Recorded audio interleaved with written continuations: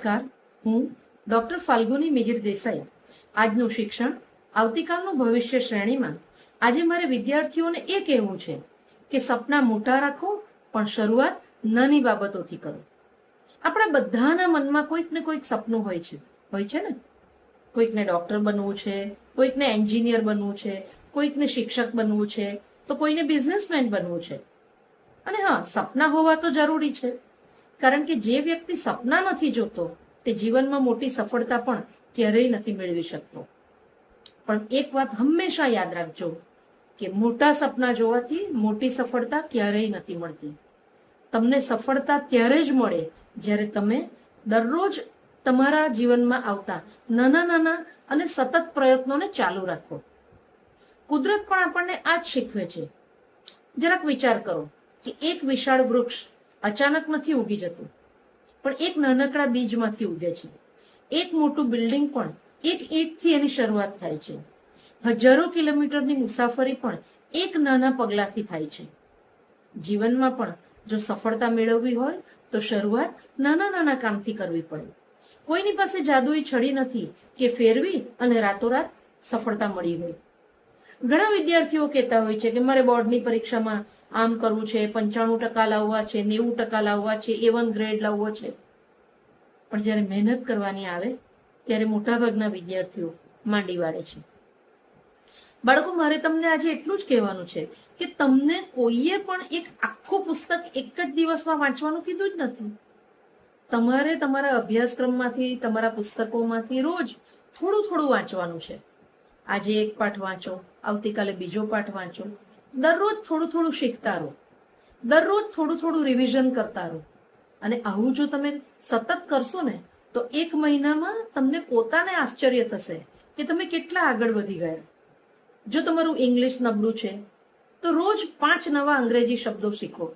જો તમને મેથ્સ ભારે લાગે છે તો દરરોજ 5 નવા દાખલા ગણો. જો તમને વાંચેલું યાદ નથી રહેતું તો દરરોજ 20 મિનિટ રિવિઝન કરો. આમ નાના નાના પ્રયત્નો તમે ચાલુ રાખશો ને તો એક દિવસ તમને સફળતા જરૂર મળશે.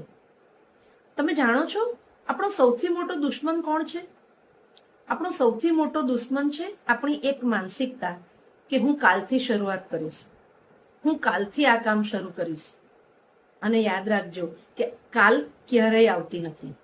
જે કરવાનું છે તેની શરૂઆત આજથી જ કરો અને અત્યારથી જ કરો.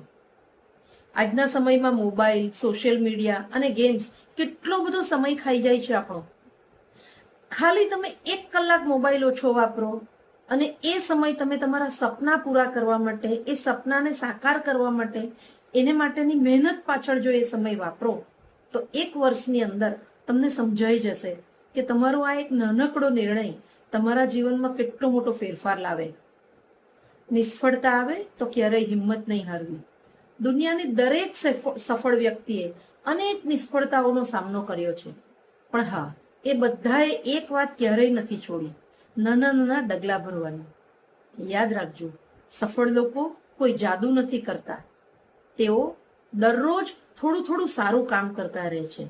તો બાળકો, આજથી એક સંકલ્પ કરો કે હું મોટા સપના જોઈશ, હું દરરોજ નિયમિત અભ્યાસ કરીશ, હું દરરોજ રિવિઝન કરીશ, અને હું મોબાઈલનો ઉપયોગ એકદમ મર્યાદિત રાખીશ, અને હું દરરોજ ગઈકાલ કરતા આજે થોડો વધુ સારો બનવાનો હું પ્રયત્ન કરીશ. વાલા બાળકો, તમારું ભવિષ્ય એક જ દિવસમાં ક્યારેય બદલાવાનું નથી, પણ જો તમે દરરોજ એક નાનકડું ડગલું ભરશો તો થોડા વર્ષોમાં તમારું આખું જીવન બદલાઈ જશે. અંતમાં એક સુંદર વિચાર સાથે મારી વાતને પૂર્ણ કરું કે સફળતા એક મોટી છલાંગથી નથી મળતી, પરંતુ દરરોજ ભરાતા નાના નાના પગલાઓથી મળે છે. તેથી સપના મોટા રાખો, શરૂઆત નાની કરો અને ક્યારેય અટકશો નહીં.